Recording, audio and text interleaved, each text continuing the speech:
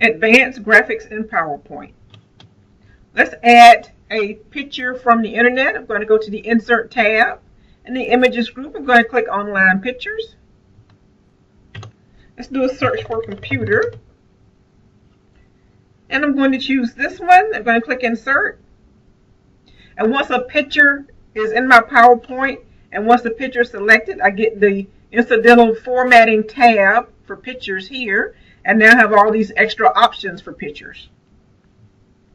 The first thing I'd like to try is removing this background. So I'm going to click here in the Adjust group.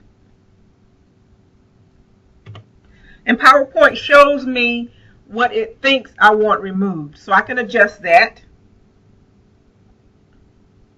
I'm going to click here, Mark Areas to Keep. And I actually want to keep these parts of the computer. I want to keep that edge there. I want to keep that mouse in there. I'm going to click on that. And this part of the CPU here.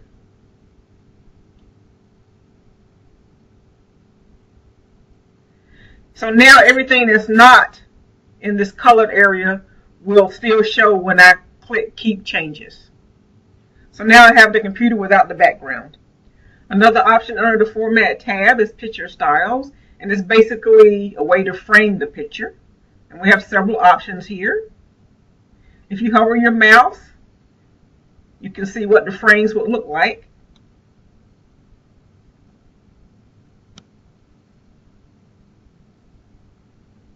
These even have a shadow with them. But I'm going to leave that blank for now.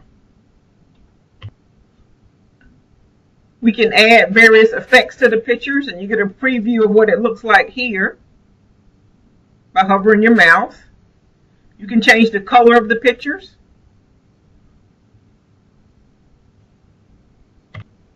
We can cut out sections of the picture using cropping.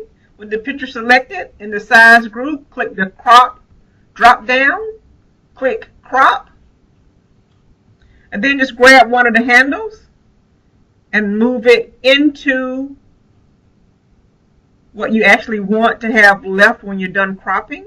Let's say that I don't want the keyboard and mouse anymore.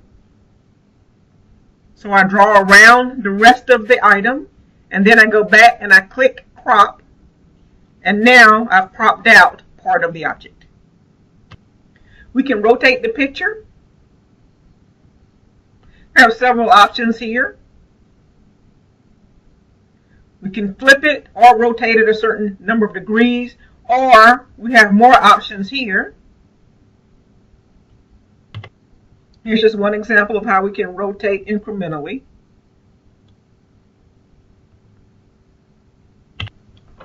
I've added a second graphic for more demonstrations. Since the printer was the second thing I added, if I wanted to put the printer close to or touching the computer, it automatically goes on top of the computer. But if I decide I want the computer on top, with the printer selected, I go to my Format tab,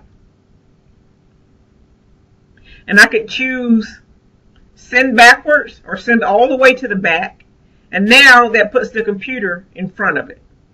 Or I could have went to the computer first and told it to bring it forward.